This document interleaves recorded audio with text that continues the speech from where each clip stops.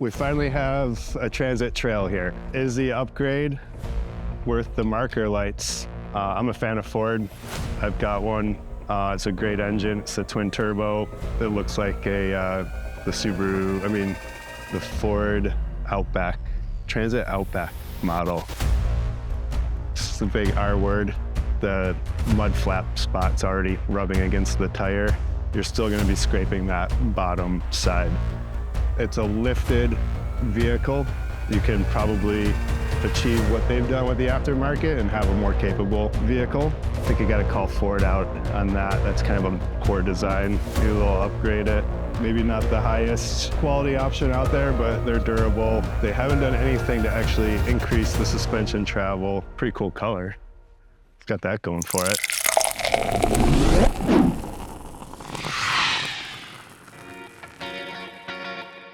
Hey, what's up? We got a Ford Transit Trail in the shop finally. It's been on the radar. I know Ford's been rolling them out.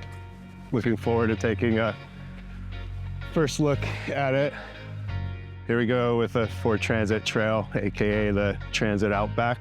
Ford has recently introduced this model to appeal to the adventure van market.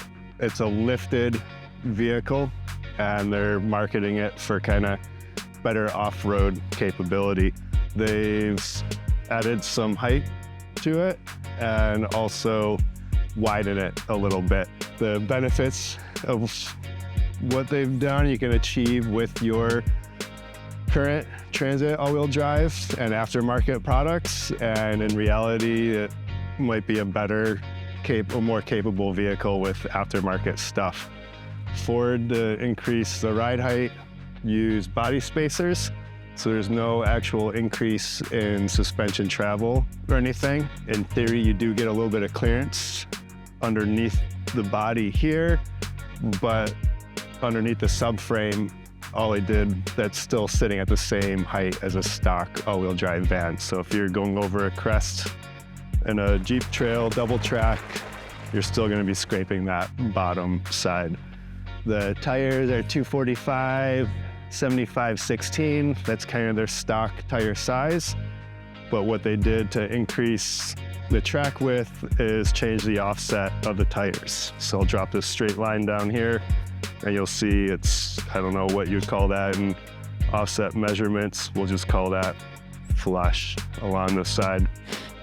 I have a Transit outside that we can go take a look at for comparison's sake in a second.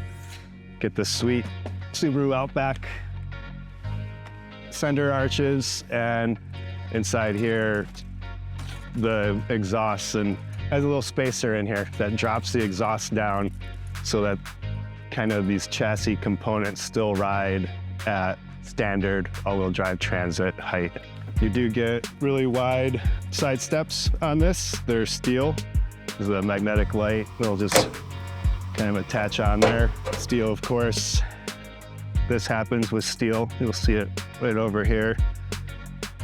It's the big R word.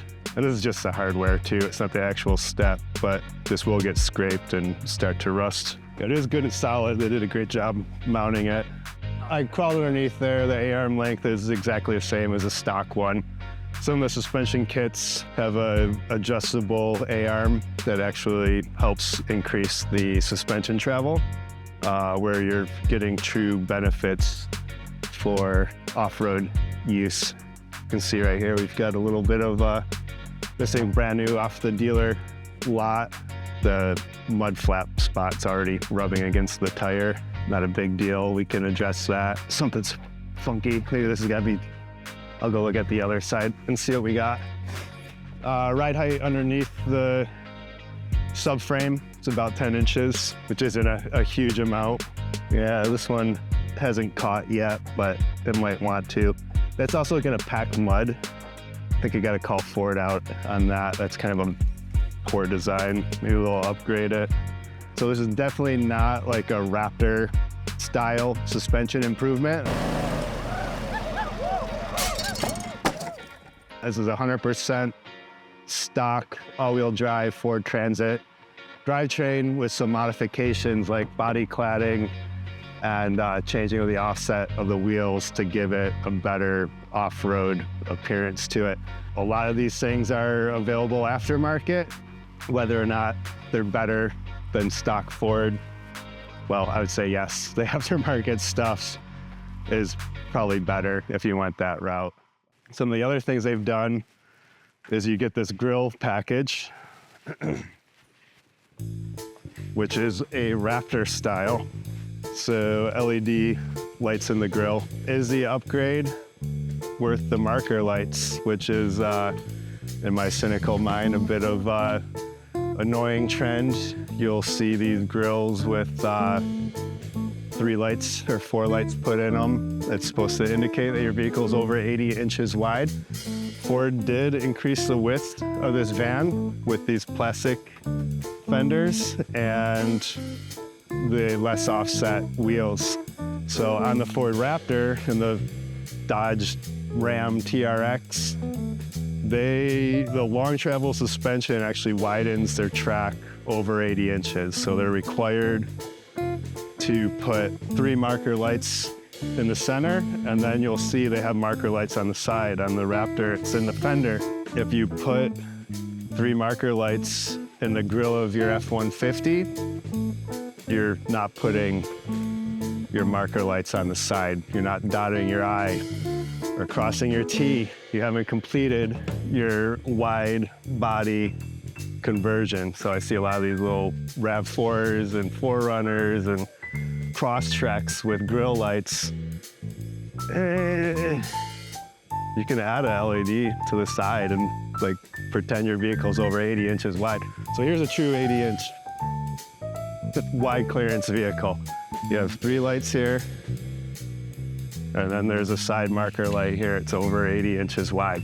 Sprinter van, the Winnebago Revels and RVs, you'll see that they put those marker lights up top and also in their running boards, indicating that they're over 80 inches wide. I'm a fan of Ford. I've got one. It's a great engine. It's a twin turbo, good transmission. You can probably achieve what they've done with the aftermarket and have a more capable vehicle. But let's go take a look at this Transit outside. It's a standard all-wheel drive model. I don't know if it's the same year. This one's brand new. It's a pretty cool color. Got that going for it. All right, are we gonna take a look at this wheel? You wanna take a look at it? You wanna do that? Come on, here, let's take a look at this wheel. So this is your standard kind of Transit style wheel. And if I drop the tape measure down along the side here, you can see that this body is protruding out. I want to say that's a positive offset. I think a negative offset is when it goes this way. If we put those Transit wheels on here, it would give a wider stance. And you can do aftermarket wheels. There's a few available now that will do what that Transit wheel is doing. Another thing to point out, which is the same size tire, but this van here has an actual suspension lift in it. So there's a firmer coil spring and there's a bit of a spacer above the McPherson strut that's in here. This is a Van Compass Topo kit. These kits increase the suspension travel a little bit, and in turn, that's gonna give you a little better clearance over the subframe that's going across the body. So no body lift on this one. This still has the factory A-arms on it, and this is about 11 inches of clearance. So this one has the clearance throughout the chassis. This does have the exact same A-arm underneath it as the Transit Trail, which is a good spot to upgrade with the aftermarket options out there. Currently, Transit Off-Road has a good one. It's an adjustable aluminum A-arm. Gonna give you much better off-road performance than a body lift like what's on the Trail. All right, let's take a look at how the exhaust is on your stock Transit. You can see it doesn't have a silly 3-inch spacer in there, and this exhaust is actually tucked up a little tighter to that to this rear quarter panel. The Transit Trail is very much a stock all-wheel drive Transit with a few modifications to make it more appealing to the adventure set. Not that far removed from like a Subaru Outback, you're probably better off going aftermarket and buying higher quality stuff.